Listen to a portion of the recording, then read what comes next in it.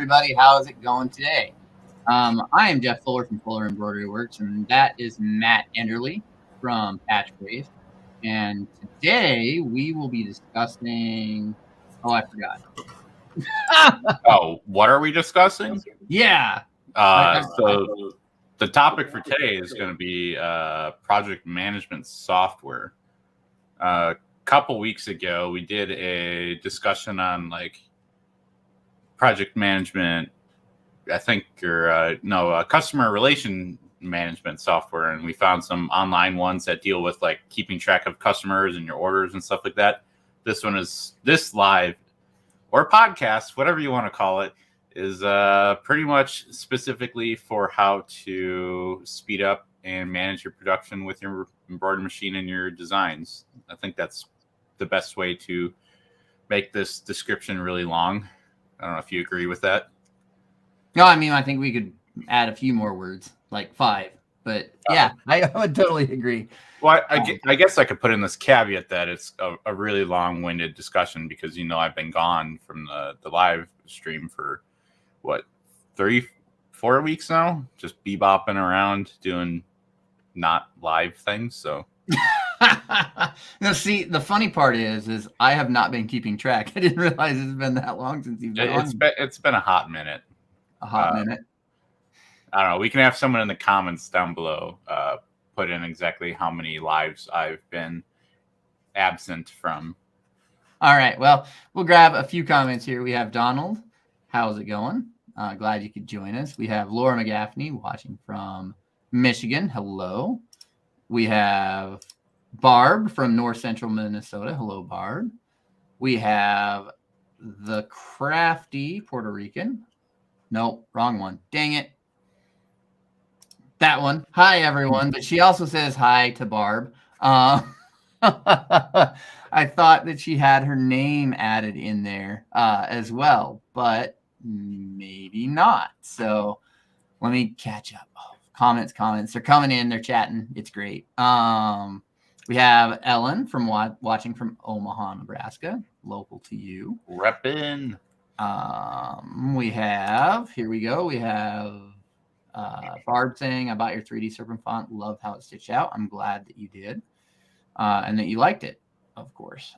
We have Letty, who is number 4. Yeah, it's been 4 weeks. 4 weeks. Oh, gotcha. I was going to say Letty has been here Letty is watching from Ohio, I think is where Letty's located, is in Ohio. We have Ginger saying hello from Colorado. Hello. Here we go. We have Matt's going to say it. Maryland. I'm going to say Joanna, maybe. If I'm wrong, I apologize right now. I'm not the greatest with names, but I'm going to try. We have Joanna from Maryland, and we have Mashid here. Hello. I actually got to meet her in Long Beach way back in the day. Okay, that was in January. It feels like forever ago. Yeah, it's like a whole nother year ago, it seems. But I did get to meet her, and it was pretty fun. So we have Donald saying that he is watching from Levittown, Pennsylvania. I'm gonna go out there, and Mashid, yep, did get to meet her, and I got a picture with her. I know I got a picture with her because she sent it to me in text message. I was really excited for that. We have Rich, hello from Lake Stevens, Washington. All right. I will add, we have Justin Armit. No, wait. Justin's not here. Where is he? He actually said that he would slide in late. So Justin will be joining us here in a few. But let's get the comments. Oh. The J sounds like an H, so it's Hana. Yeah. I tried. If your name was Polish, I could probably get it. Because my wife's from Poland and I understand the pronunciation. Everywhere else, I'm kind of like, uh-oh, I'm going to get myself in trouble. Just the easy ones. Yeah. Just the easy. Yeah. I'm going to. The downside, I wish there was like a button you could push that said, pronounce it for me, please. But so before we get started into the actual topic of this, I think it would be beneficial to know what embroidery machines that you guys are running. So if you got like Happy, Tajima, ZSK, Baradin, Ricoma, Toyota, By Vance. Haluma, Advance. Wait, There's a lot. There's more. I know there's more. Redline. Yep. Genome. Yeah. Renaissance. That's old school. You got a Renaissance. There's the Digi one. Digit? Oh yeah, I know that. Yeah, there's a whole bunch. There's like, if you go to like ajstitch.com, he's an embroidery technician, and he has a whole list of all of them. The whole list. So I'm looking at the comments. We've got Happy, Ricoma, ZSK, Redline, and Genome. So it was good that you added Genome in there. Lucky I added Redline. So, we've got a Tajima. I have experience with 2 of those brands so far. Butterfly. Don't forget Butterfly, Matt. Oh, I forgot that one. How could you forget? You have one. Yeah, reluctantly. Uh-oh. There we go. I do like this comment right here. Donald calling it the Decline 1501. I know you meant Redline. Redline. I might start using Decline for a different brand. That autocorrect will get you every time. I promise. And just a question: how do you like the 20 needles on the Ricoma? Because I'm running only 12 needles right now, and 6 of them are always the same color. So I only have a 6 needle embroidery machine. Pretty much, it feels like.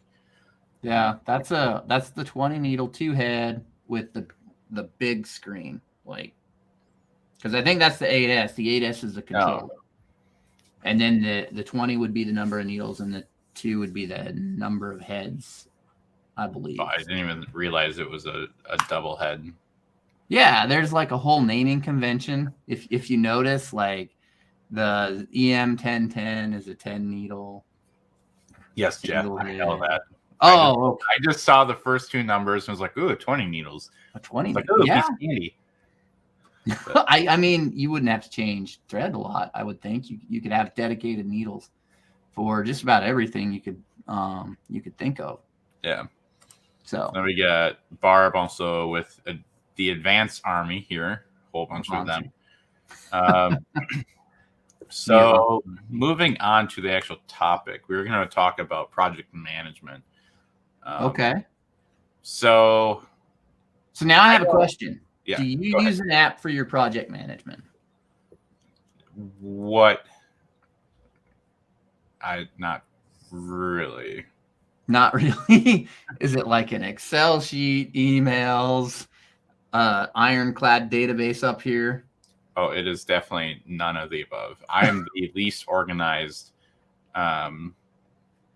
advocate for organizing that you will meet.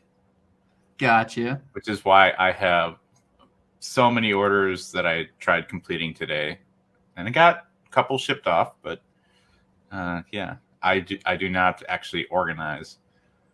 But okay, I can get with that. I mean, I'm trying to organize. I use an app called Monday, which I basically have 2.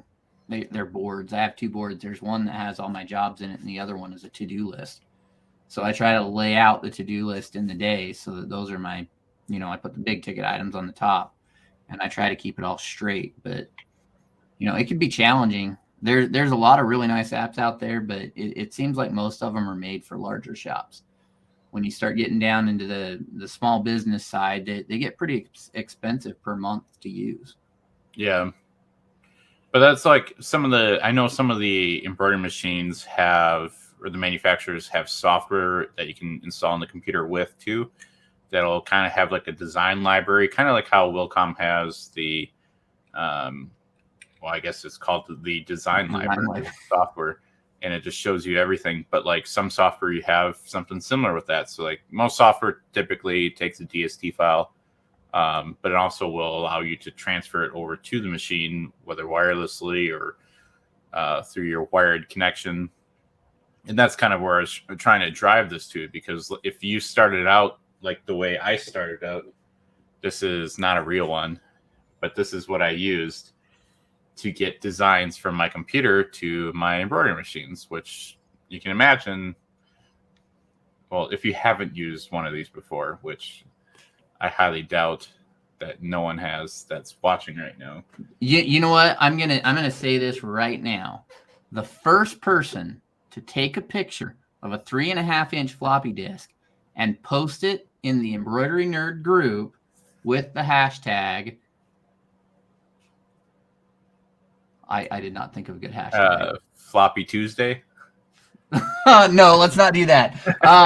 With the hashtag Needlebar. There you go. With the hashtag Needlebar, I will send a Nerd Star. I got little 1-inch Nerd Star patches.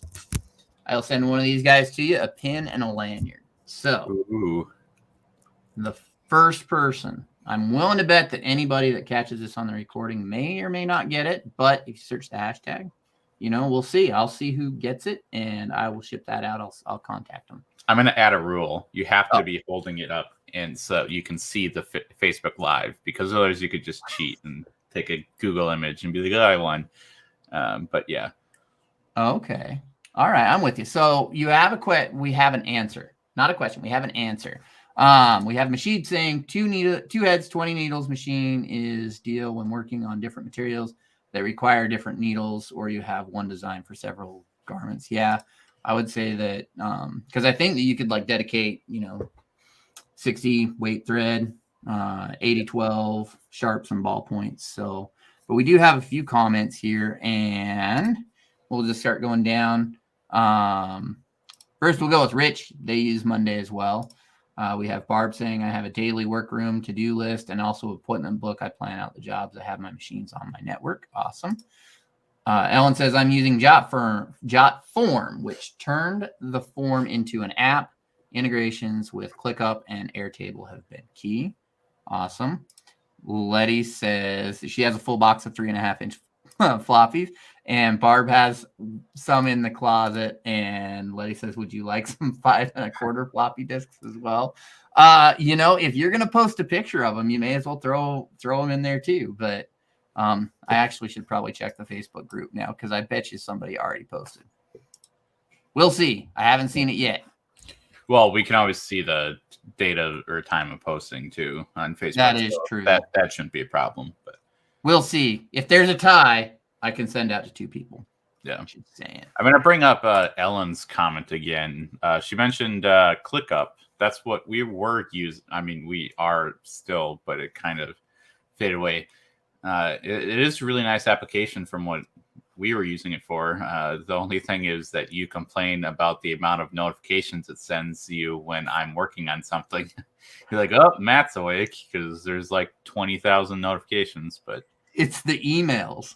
Yeah. It's like, Matt looked at a thing. Matt looked at another thing.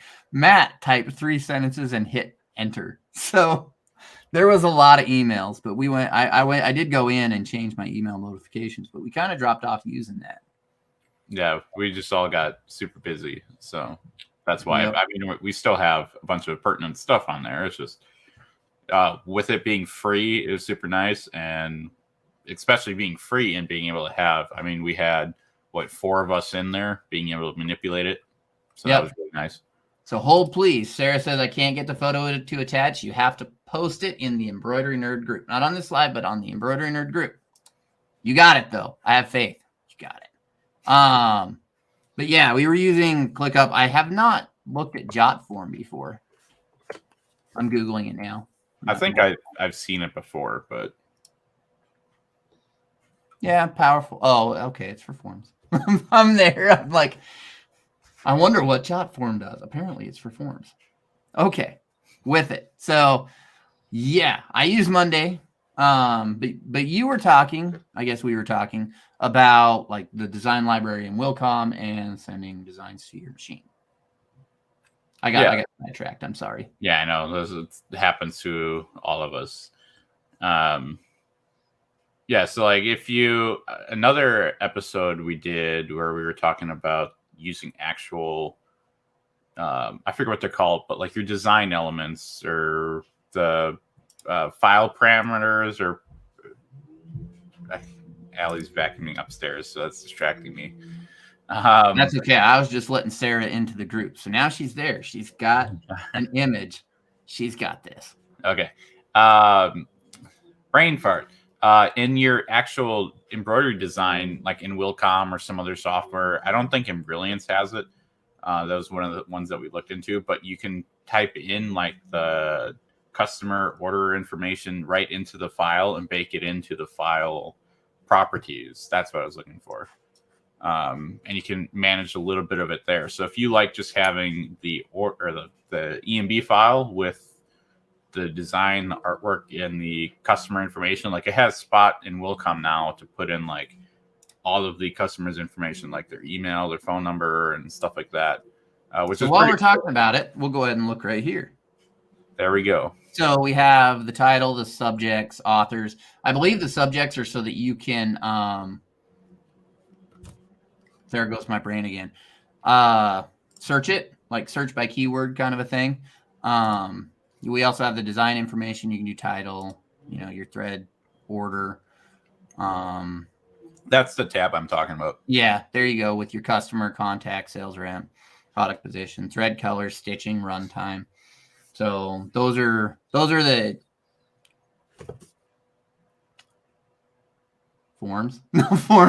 fields. Those are the fields that you can type in right there. Yeah, so that's really nice. And you can scroll down too, and there's a note section as well for you to just type in extra information about like how this customer really sucks. Like make sure you have like no overhead lights on or something stupid. I'm sure you guys all have customers like that, but you having Wilcom in up to the latest version, because that wasn't in the previous version, I don't believe. That was in the most recent release. But that could potentially eliminate you from having a paid software, maybe, because no matter what, you need your embroidery software to embroider, right? So if you can do everything in there, if that's all you do, if you do like screen printing and other stuff, then you're hosed and you're going to have to have some other software. But if you're like me, that's all you do is embroidery, then you're probably pretty safe with that. You would hope. I mean, yeah. I do mostly embroidery, and I still the problem that I have with that particularly is the file has to be open. Which when I first started, that's what I would do. I'd open up 8,000 tabs. I'd leave my software running all the time, and the only time that was really a big problem was when it died. Or, the computer restarted, power went out, and now all of a sudden I'm sitting here looking at a blank screen going, oh, crap, I just lost my 20 orders or however many, it was devastating. And I tried for a while keeping track of it in my email. That also didn't work. But now I think I've got a fairly decent flow. I really like to-do lists. I'm a big fan of those. Yeah, that's kind of what when I last week when you guys were on the live, I was going through my emails, finding everything all the orders that I forgot to do and stuff like that, emailing them like, hey, you still want your order or whatever? And a couple reached out saying they did. So I created a to-do list in my Gmail account for patch phrase and was just rack and stacking things, just labeling it what my description of what the patch would be. And I got a few off that list, but with what's going on in my personal life this past week. So there wasn't a whole lot getting done here at Patch Phrase last week. But so today's the first time I can actually start checking things off of my to-do list. But oh, and just so you guys know, the official 3.5-inch floppy drive thing, that's over. We have both Gina Butler and Sarah B. Eisner that commented. I mean, they did it at the same time. So tie goes to the runner. I will be contacting you guys sometime after this. I'll send you a message and I'll get your shipping address and we will get that out. All right. I'm also going to bring up Ramona, who's saying that she thinks Embrilliance has a notes area. And then Ginger is saying that they have one in Stitch Artist 3. I'm wondering if they have it in the other versions. I don't know. I do have Brilliance. It's just I'd have to get rid of certain features, I think, to see if it's a limitation. Just gonna go start axing features. Yeah. But other than that, yeah, so that's good.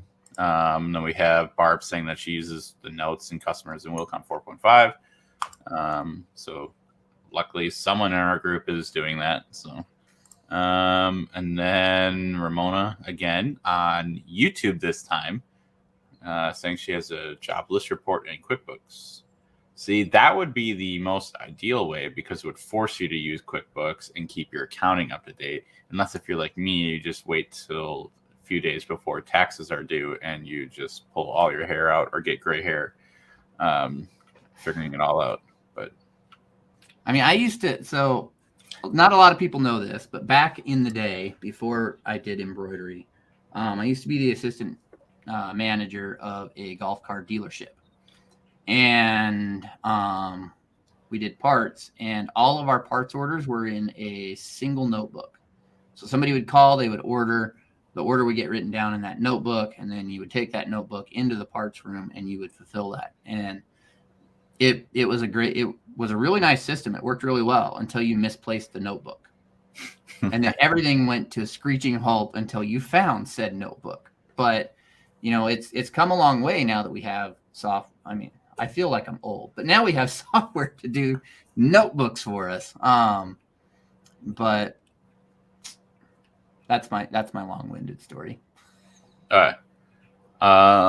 So I'm gonna bring up these two last comments, and then I'm gonna ask a question, and I'll probably forget what it is. So Ramona clarifying why she was on Facebook and now on YouTube, because watching us on YouTube is far superior. And Barb saying she has customer worksheets to track the job and make notes. They're on her network, and I have Office 365, so everything is syncing also to my phone. Yeah, I have pretty much not the same thing, but I do have Google Drive on my phone and my computers and everything, so I could get organized that way. But again, do what I preach, but not what I don't do. So my question I was going to ask, which I didn't actually forget, which is surprising, is how many active orders do you average have on at any time? So I guess I'll ask you, Jeff, first, since you can actually talk. None of these other people, unfortunately, can't. So how many active orders do I have at one time? I would say anywhere from 3 to 5. And that's the active orders. Then there's all the quoting and I don't want to say time wasters, but you get a lot of those that they're like, hey, can I get a quote for, 200 patches? And you're like, all right. And you get out the quote and they say, oh, that's awesome. Can I get 3 for that price? So you get a lot of that, and then I also get a lot of people that contact me on Instagram. Seems to be the worst of it, but I get a lot of people that contact me there asking if I would like to use their services for we all get those digitizing. Just send them Bob. Yeah, I get like shirt manufacturers in other countries. It'll send me a message, hey, do you want to order our shirts? The most recent one, which I laughed really, really hard, but to my business page, Fuller Embroidery Works, I got a message from someone overseas who was trying to sell meat thermometers. It was very applicable. I mean, it was something. I was like, wait, what? We follow you on. I always get that. We follow you on there, and we want to ask, do you by chance do embroidery? It's in the name. But no, there's no meat thermometers in the name of my company, but I laughed really hard when I read that. Yeah, me personally, I typically have about 5 active patch orders at a time. And that's just in various stages of whether digitizing or actual production. Like I think I did 4 different designs today so far. Okay. But yeah, it's pretty average. I mean, there is the couple months ago where I didn't have any orders and I needed some, so you gave me some orders, and then I had 18 orders come in. It was just swamped. But yeah. Let's see, where were we at? That's nice that I can send you orders and you can send me orders, and if we need backup or help, we've got that as well. So I'm going to bring up Ramona's comment here. Exactly why she switched to QuickBooks is you can convert the estimate into an invoice with a click. And there you go. Me personally, I just use PayPal. I generate an invoice after talking an email or whatever contact medium, which is even worse. Is there's like 15 million different places, and then you got to remember where you're talking to your client. And then I just send an invoice.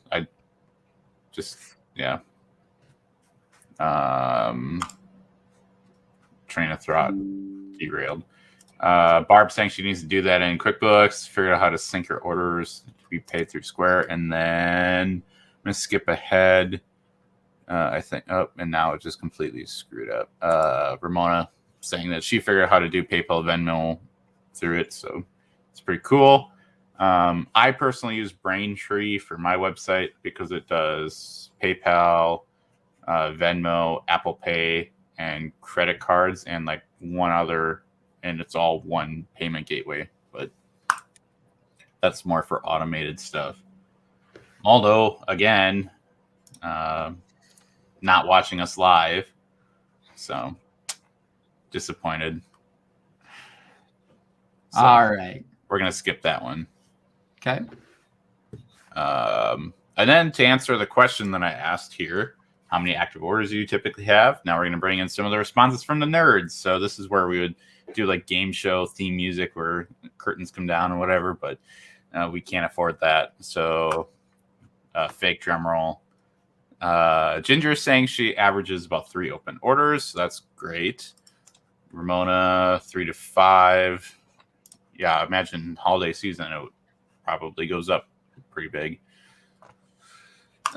Suzanne says 6 to 8, but 10 different logos in one order. That sounds like a nightmare. Do they all want them done in the same amount of time it takes to do one? Pretty sure Jeff has never had that happen before. No. Donald saying 1 at a time. He's had 5 to 6 at once. Barb saying average of 5. All right, I'm going to grab this comment here. So Barb says, thanks, Quick to Stitch. Are you on Messenger or Instagram? So that is Miss Ramona McKee. You can find her at Quick to Stitch on Facebook, YouTube. I'm pretty sure she's on YouTube. Well, she is, of course. She's watching on YouTube. Facebook, YouTube, and email. So sorry. I jumped there. One more, 15 to 20 active orders. So that's a pretty healthy, as long as you can keep track of it and you're not like me where they fall off and you like, I have like 29 orders to do today. But yeah. I'm totally not digitizing. Yeah, I can hear the beeping. Dang it. It told on me. Oh, wait. No. So another aspect that I wanted to talk about was, like I mentioned before, the floppy drive is how do you actually get your designs onto your machine? Because when you're doing that takes time. Floppies are not exactly the most reliable. I mean, they're pretty good, except that they're expensive now. Yep. And one thing to note, too, with that is with floppy drives, USB drives, any type of thing that you plug, they generally have a lifespan. So I don't remember. I think you said that USB, the amount of times you can plug and unplug those. I think they're supposed to test it like 10,000 times or 10,000. Something like that. But you never know, because sometimes, like my wife's car, the USB port lasted all of about 2 years. And it was just plugged in all the time. So I am not on the camp of using USB drives or floppy or any other type of removable media that I have to plug into my computer and then unplug and walk over to my machine and plug in my machine. Yeah, I mean, if you also think about it, if you figure an average of 4 plug and unplugs per design, because you unplug it from the machine, plug in your computer, unplug it from the computer, plug it into the machine, unplug it from the machine. When you're done, that's what, 2,500 designs. I mean, USBs last most likely longer than that, but it's still when you lose it, you're like, I know I just had it in my hand, like I can't find it anywhere, and you're walking around looking for it, and it's like, oh, it was in my hand the whole time, because that's never happened to you before. Or you have it in your laptop and you bust the port off on your USB, or bust the USB port off, whether it's on the USB drive side or your laptop side. That could be bad, put you to a screeching halt. If you're like me and you still have floppy drives, well, mine's plugged in, but I have a USB to floppy drive reader that only works if it's flipped upside down or you're squeezing the sides if it's upright. So I'm on my 3rd one because they wear out super fast. I don't know why. So that's annoying. But that's where we're kind of moving into talking about networking. Networking's been significantly higher priority, as it seems, with more manufacturers. So like Happy has always had Happy Link, Happy LAN, and now they have PMS, their production management software, I believe. I can't use that because it's too new. My machines are 2004. But then Tajima has something as well, I believe. I don't know what they call it. It's inside a Pulse, and it almost is like a print spooler. So you send the jobs to it, and I like to call it magic. It just magically happens. Yep. That's Justin's area, and he's not here, so when he gets on it next time. ZSK, I'm sure has something as well. I don't know if you're aware of what they have. If they have, it's I know that it'll send designs over the network, and if you send it in the right format, it will retain all of the color information, which is, it's I don't know how many people out there, and maybe you guys that are out there can tell us, how much time you spend in typing in your color changes, because I know it's something that I spend a little bit of time on, and those are seconds I'd love to have back in the days. And typing in those. It did get a lot nicer. When I had the Wilcom, it used I don't even know what it's called. I think it was EMB Link, but it was a software that I could straight just send directly to the machine. It sent the straight DST. There was no color information attached to it. And then you go to the machine and you enter in all your color stops. And with Happy LAN and you're using Happy Link, you can actually set your colors on your computer before you send the file. It sends it in a second file that is attached to the machine file. And it all magically works. And that's what I use now. I really do enjoy setting my color stops in the file before I send it to the machine or export it. So I thoroughly enjoy doing that. But the comments are coming in and I'm reading them. So we have Ramona. I'm just going to grab a few here. And I'm going to just grab some things. Yep. So Ramona says, I use a USB hub on all my machines and I purchase drives by the dozen because I lose them before they die. I have drives and I lose them constantly. So we have Rich here saying he uses Wilcom Wi-Fi. I'd be interested to know how you like that and how well it works for you. We have Donald saying, I transfer via USB. I have a 4-port USB hub plugged into my embroidery machine, so I don't wear out the machine port. Haven't had issues yet. I know a lot of people that run home machines, they do that same thing. They'll get just a USB extension that they'll plug. They'll use that. The extension breaks. They buy another extension. They're not dealing with the one on their machine. Ramona says, P.S. I also have a big key fob attached to my in-service USB flash drive so I can find them. That I It reminds me of school when you would get that, like, our teacher used a 15-pound weight that had the bathroom key tied to it. But yeah, I could totally see doing something like that and having it being easier. And Donald says, my red line is supposed to be networkable, but I haven't been able to get it to work. The Genome is not network capable. And whoa, there we go. Sorry, it seems I'm bouncing between Facebook and YouTube. No problem. Ellen says, I use really long USB cables in Happy Link because I can't figure out Happy LAN. Getting the network side set up is frustrating, but once you have it, it's pretty nice. Yeah. So like I was talking about with my situation, like I have, so I started out with a Racoma, which is not networkable. It has a USB port on the back. I don't know why, because I looked at it. It's not even connected to the board. And it has a serial port on it, but it doesn't. Racoma didn't have any software for it at the time. So that's where Jeff was saying he had EMB Link or whatever. I'm pretty sure it's called EMB Net. It could be. I'm pretty sure that they moved away from that, and now they have it integrated into their software, kind of like how Tajima is with Chroma. Yeah, into Chroma. But then I got my Butterfly, which was supposed to be Wi-Fi, but that's a whole nother story. And then now we got the Happies, and they are floppies only. But I can still hear you beeping, by the way. So we all know what a floppy drive reader looks like, right?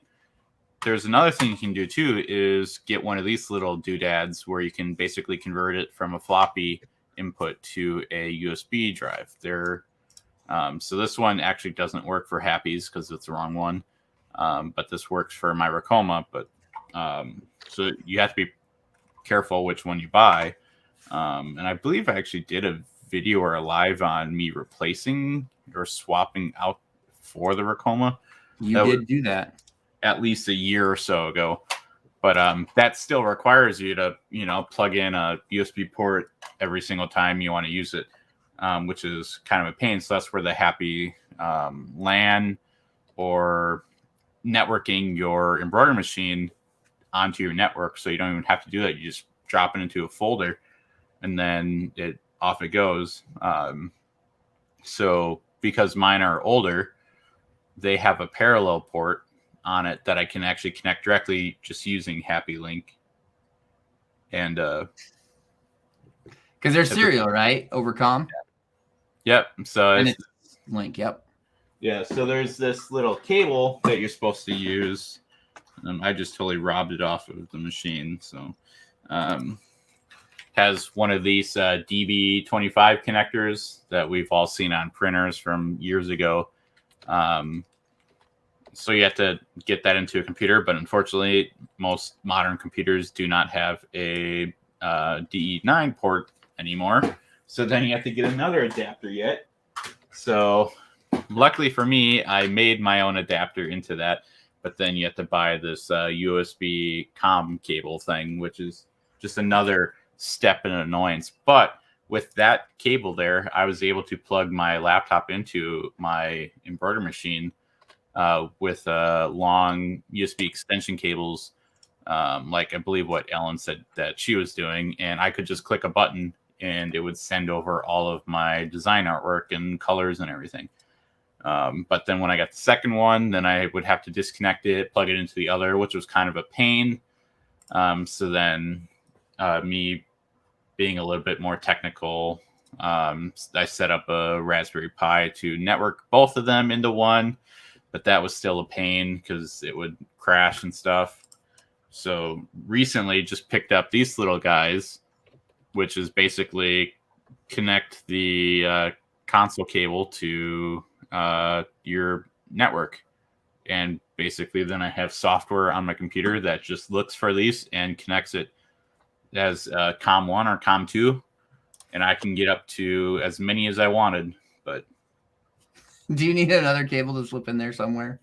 There's a couple more. No, I'm just kidding. Add one here, add one there. So the reason why this looks so funky is because it's a special handshake protocol between the two types of connectors, and I couldn't find a cable that matched it. And then I eventually found one supplier on the internet who was selling these cables, so I bought a couple of them. And if anyone needs that, I can post the link or just reach out and I can send you the link to where to get these. But with this, if your computer has the D9 port on it, this will work directly into it, which is why I bought these now. So I don't have to make more of these. But so that's really nice because now if I bring up my, let's see if I can find it. Happy link, no. We will just bring up my other monitor once I clear everything off of it that you guys don't need to see. There we go. The shifting and stuff of all the, yep. There we go. So this is the software that I'm using right now, and you can see I have Happy 1 and Happy 2 connected, which is interesting because one of them is not connected because I stole the thing, but yeah, I can basically add as many machines as I want. So like I believe you mentioned that you have an Ioline cutter. That's the same type of connector. You could add that into here. Any other machines or whatever that you DB25. Yeah, anything really. DB25, DE9, etc. So that makes it really nice. But then I'm going to go ahead and close that. And I'm going to not remove. Too many buttons. Okay, so this is Happy Link. So it's not Happy LAN because my machines don't have that. But I need to find one that is actually properly set up. So I'm going to do this one here. So like I said, I just export from Wilcom into my Google Drive folder, and Happy Link just searches for that one, and then it'll pull in the file. Happy Link is a little slow. And by a little slow, I mean really slow. I don't know why. As we wait while Jeff is digitizing. You cannot hear the beeps. I shut them off. Oh, man. Busted again. All right, so that must have been a pretty big file. Hopefully it was. Otherwise, it's just pretty annoying. All right. We'll grab some comments. I transfer via USB to keep them on a USB pouch and use the USB extender as well. Wilcom uses stock controller. Don't use all the functions of. There we go. Suzanne, I keep mine on a lanyard. We're talking about USB ports. Boom, boom, boom. I'll jump down. Oh, here we go. So Donald says, Suzanne, in my machine, when I access the drive, it lists them as 1, 2, 3. Haven't gone more than 3. They seem to go in the order I plug them in. Awesome. And Ramon has a question, but with all of these, don't need a direct cable from the router to the machine. Mine, I need direct cable from the router to the machine. You can get, they're like a wireless access point. It's a single wireless bridge, maybe. Yeah. So you can get one of those that you connect to your network and then it interfaces with your machine through a standard LAN port. So it's basically like its own mini router. I used one of those on the laser that was in the garage. So I would be able to send designs to the laser in the garage. But my garage, I don't know why they added either lead in the walls or something. My Wi-Fi signal does not. I'd have to leave the garage door open for the signal to get to the machine. So I just went back to plugging my laptop in. But before then, it was straight over the network wirelessly. Yeah.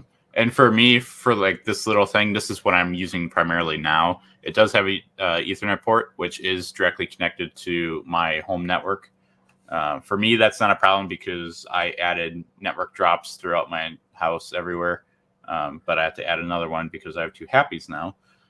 So other than that, they do sell wireless ones of these. but it was, I think, $40 more per. This was like $20, I think, and the wireless one was like 70 or something like that.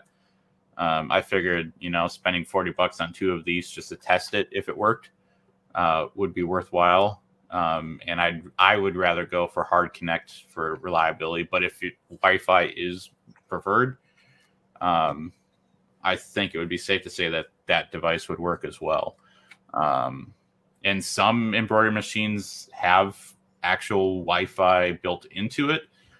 Some machines have a USB port where you plug in a USB Wi-Fi dongle, which then connects it to your network. That's what my other machine was supposed to have, but didn't come with it for some reason. But so pretty much just a wireless USB stick that you plug in the USB port. Yeah, but you can't just go on Amazon and buy one and plug it in. It has to be specially designed for that, just based off of how the embroidery machine interacts with the USB port. Yeah, I'm going to say probably drivers play into that too. Yeah. They preload drivers on there. And there was another tool that you and I worked on before Wilcom did their USB stick that someone in here posted that they had it. Rich says Wilcom Wi-Fi. I'm guessing that's that little Wi-Fi stick that they're selling now. But Wilcom Connect. Yeah, we were using a Raspberry Pi Zero to basically emulate that before that came out. But it was a little unreliable and flaky. Yeah, there were issues with formats and all Yeah. that fun jazz. It's amazing sometimes to see the technology that's used in embroidery machines, even today, because it's stuff that you would go, wow, that hasn't been around since the 90s. So I'm going to grab a question here. Ginger asks, how are you guys protecting your Wilcom dongle? I use a 7-port hub, powered hub. It's pretty much the same one that Matt has. He gave me the link for it. That I have that plugged into, and then I have the wonderful and ever so fun to talk about dongle insurance. Yep, and mine is on my home server, and I just connect to it that way. Yeah, so I don't have to worry about me breaking it because it's in a different location. Yeah, they pretty much just live in the USB port that they're plugged into. I try not to take mine out and move it between computers. There are times that I have to, but for the most part, it just lives in its happy little place, and I just do all my work on one computer. Yep. And now my software, it actually finished a while ago, so I'm not going to pretend like it just finished now. But you needed the Jeopardy music. Yeah, right. The DRM free Jeopardy. Yes. I don't know what that would sound like, but so this similar. It would sound similar. Yeah, right. So this is a Happy Link. I have one of my patch designs pulled up right now. I can set up different colors. So like these are the colors that are on my machine right now. And it just goes through and it'll actually pull in what I have in Wilcom. So I don't have it open, but I'm just going to throw this over here real quick and get rid of the colorways because you can't see anything. But down here, my black right now is set to 8 because that's Justin actually digitized this because I don't do faces. But apparently black was number 8 for him. So if I were to import this into Happy Link, any black would be showing up as this goldish color because it'll grab the color number from Wilcom and do it that way. It took me forever to realize that's how I was doing it, but as soon as I realized it, I would switch my palette in Wilcom to match what was on the embroidery machine just to save a lot of time. And then up in... So it does that based off of just the number assignment. So it doesn't matter what you have assigned in that number. No, gotcha. I thought it would calculate the closest color off of RGB. Pick it that way. Yeah, but it doesn't. It just picks it. If I did the green one on here, it would be white or whatever. Actually, the number one needle on my machine is the one that I change out. So I think it's like gray or green or something. Gotcha. That's really all it does. But then I have buttons right here in Wilcom that send it to different locations. So like this one sends it to the floppy. This one sends it to the Happy Link directory on my Google Drive. And I have it specifically set to that because then I can either, if I do have an issue, I can plug my laptop, or I also have my my Surface here. I can take this and plug it directly into the machine using that USB adapter if my network is being stupid. And then that's pretty much it. And I have other ones to save it to my individual little flash drives that I have for like my Racoma here. And then Windows is set to map the Racoma drive to the R drive, but that's not very reliable. But other than that, like I was saying here, that's where Jeff was saying that it's really nice to be able to have your colors go in. Saves a whole lot of time. If I hit OK, it'll update it. Another nice thing is I can set up the repeating, how much space in between. So I'm looking at the wrong monitor. Here we go. So an issue with my Happies is that they're old. They don't have a whole lot of RAM in them. I can only send 220,000 stitches to the machine before it runs out of memory. Which isn't a whole lot because my previous machine, before I got the Happies, I was regularly sending 370,000 stitch designs because I wasn't using a repeating feature, which when you use repeating, it sends your design, loads it significantly faster because it's loading like one patch design. So that's why this is 3 patches in a weird orientation because it's doing three Sideways. Yeah, 3 sets of them. Yeah. The only downside I've found with that is when you're really trying to nest them to maximize your usage is then I mean, I've maxed out the color changes and the stitch count sending to my controller before and thinking, dang, I wish I had more. And that was another thing I ran into with my Racoma because it's a 2003 or 2006. It's hard to read the stamping. But either way, I found out as soon as I hit 99 color changes, it would lose its mind and it acted weird. It would either run off, it would freeze, it would crash. It was different, whatever it did. Luckily, factory resetting it kind of helped it. But I can repeat on it. I don't typically. It's just I try to, keep it under 99 color changes. Plus, considering the fact that I cannot send my design to my Racoma with the color sequence. So that means that I am manually selecting each color. And when you screw it up, you have to start from the beginning. And it's not fun. I mean, at least I know I have used the wrong red before. Or you get halfway through your sash and you look and you're like, it changed. Dang it, I'm off. Yep. And so the design that I just did today, I don't remember which one, but I thought I did 2 yellows because I did an outline of the entire grouping of 5. And I thought I purposely made it a different color. I didn't. So I had to go back and redo all, I think like 30 something color sequence things, which I mean, wasn't a big deal because by that point I had it memorized. But and, one more thing too is that with like this software, let's say you're doing an applique and you need to cut after you do your or you do your outline of where you got to place your material. So like, let's say that this black here, and you do that, I can set a stop. Now there's a little asterisk by it. So as soon as it finishes that color, it's going to stop and prompt me to go to the next one. So that's where you could slip in your fabric for applique, and you can set this all up at your computer, nice comfy chair, and then just go over and hit the green button on your machine. And okay, you ready for this one? I'm going to throw this out. The button that is 3 to the right from the color change, from the one you're at, the needle selection, 3 to the right of that. Nope, close that. That one. This one? Yep. So that one, you can go to needle 3 and you can hit frame out. So not only will it stop the machine and put in that color stop, but it'll also kick the frame out so that the needles aren't in the way.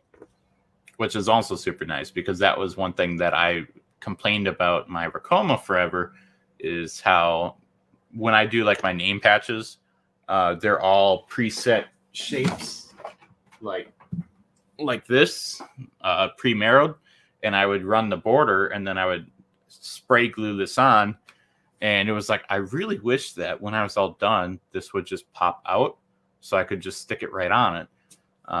Turns out the Wilcom had that feature. It's just like 3 menus deep, and you have to do it on the machine, obviously.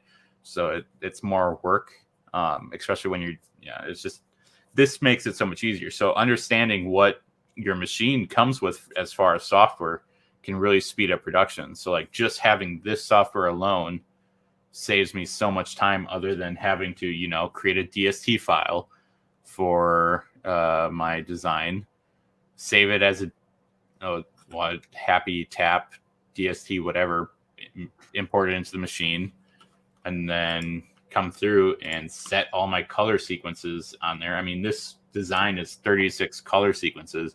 I can tell you, I did at least like 7 revisions of this patch. That's a lot of putting in numbers and potentially screwing one up, which I actually did. I made 60 of these patches where I swapped the 2 greens. Yep. So, which sucked for me, obviously, because that was like 6 hours of embroidery and however many bobbins before I finally realized it. But yeah, no, I did a half a sash. You were there. You were like, Jeff, that's the wrong red.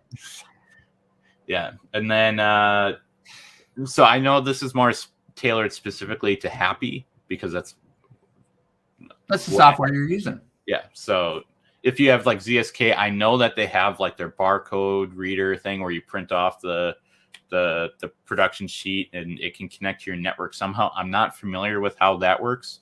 I think that it uses, like, you set up a Samba share in the controller, and then you access your design from the Samba share. But maybe I'll just go read some user manuals and just kind of get a little bit of a insight on how that all works. I just know I've seen someone use the barcode reader for it, which seems a little excessive if you're like a single person shop like I am, unless if you're a big production house where you have, I don't know, well, it automatically finds your design. You scan it and it finds it and loads it. But like you said, now you're printing out a piece of paper. Yeah. Which I don't even own a printer. and you're scanning you carry it over there and you scan the barcode. It's you have to tailor it to what you're doing and how many people you have. But knowing what your software or what your machine comes with software wise can really help the production flow when it comes time to transfer designs. And one thing that I'll mention is that the way I've been doing it is I just take a picture of the color sequence in Wilcom with my phone, and I just walk over there and be like, okay, black, brown, darker brown, white, and that's how I import it into my Wilcom, because I don't have this production management suite, I guess, for my Wilcom, so I have to do it that way. For my Happies, I can do it this way, which makes it nice. And then I'm going to bring this back up again. So these are the different settings. Because I have multiple Happies, I can set up these different COM ports. So like COM 1 and 2, that's these little devices here. And then COM 10 USB is just in case if I have to directly plug into it because it's not working, then I can do that. And I'm just I actually got to turn on the Happy because it's not even plugged in. So Jeff can take over for a little bit. Dude, no, we're not going to do that. So Ellen says, Matt, do you know how to utilize the speed change features on the right? Speed change features on the right. So that's in Happy's link. We'll get him back. Donald says, I have the insurance on the Wilcom dongle, but I hate plugging it in and unplugging. I do too. I know the first time I went somewhere, I was very paranoid that I would lose it. I actually had it attached to my belt with a little like lanyard thing, but I was going to make sure that I was not going to lose that. And Ramona says, I have a long extension cable attached to it, and it's safely tucked away in a prescription bottle, and it does travel with me, and I do have insurance. So I also have the insurance. But Matt, I'm going to jump back here to Ellen's comment. Do you know how to utilize the speed change features on the right? I'm guessing that's in Happy Link. Okay, yeah. So I have that pulled up. So I remember exactly what you're talking about. If you look in the Happy Link manual, it'll tell you what these actually are. Speeds are. Yeah. So like, I don't remember, but one is like it sets like this color to like 300 stitches per minute. They're predefined. You cannot change them. Unless if you can change them on the newer machines, you might be able to change it in the controller, because I think on these you cannot, or at least the HCG model you cannot. So I've only used it, I think, one time, and that was just because I had a particular thread that was kind of troublesome, or it was actually a design aspect where I kept getting a thread break, and if I ran it slow, it never had a problem. But so I just want to show this just finally. So I go ahead, select which Happy I'm going to do, Happy 2, send, and then it'll send it over. My machine beeped, and it takes a little bit because it's not USB, it's not a true network, it's using old parallel serial communication, which is a little slower, and it's a big design. While we wait for that, Barb says, couldn't you set up a scanner barcode in a spreadsheet and it'll link to the design? Pretty sure you could do that if you have a screen next to your computer that you could scan that from. And Ellen says there's a manual for Happy Link. I think there is. I know that I followed something in paperwork to do the install. Yeah, I can send you the link for it. Yeah, we got it, or at least I got it in my Patchphrase drive. I've been hoarding every embroidery manual that I could find because sometimes they disappear and you are SOL. But yeah, so basically just like that, after I clicked send it and I selected what machine, sent it to my Happy. My Happy's ready to go. It actually failed because it's too full of memory. You got to delete some designs. So I got to do that. But other than that, I mean, that's how you can. So utilizing notes in your design in Wilcom or Embroidery or whatever, keeping track of your customer orders, keeping your files organized, and then using your PC or Mac software to connect to your embroidery machine. You can save a lot of time, prevent having to print out the paper production sheets, and like what Jeff was saying with Tajima, how they have like a print spooler, so you have the embroidery machine running one design, tell it this is the next one you're going to do, and then the operator sets it up for that, clicks the button, and then it just keeps firing away. Any downtime is when you're not making money, so if you can keep those needles hammering, you're good to go. But yep. I don't know if we had any other questions because we're over an hour. Yeah, no, I don't see too many. So I think we're good to go ahead and close out unless you have anything else you want to cover. No, I mean, other than talking about Applique Getaway, I don't think we've talked about that lately, right? Nope. So coming up here for us in July, we're going to have Applique Getaway. We have both myself, Matt, Justin Armenta. We have Adam from bjjhats.com that is going to be teaching classes at the Applique Getaway. So we're pretty excited for that. If you guys want to sign up for that, Matt, I'm sure has a link somewhere hidden. If not, do not yet. Yeah, we do not yet. So I'm planning on teaching patches or Yep. how to make them and materials and stuff like that. So, yep, but we can get a link posted to the page here. So we've got that coming up. And other than that, I think that's all the trade show stuff that we have going on so far this year. I'm not planning on going to any others unless if somebody asks me to, and then I will. Yeah. But for the most part, that's pretty much everything that we have coming up, I think. Yep. There you go. So with that, everybody, we have Matt Enderly from Patch Phrase, and I'm Jeff Fuller from Fuller Embroidery Works, and we're both here representing Embroidery Nerd. We'd like to thank you guys for your time, and we will catch you next time.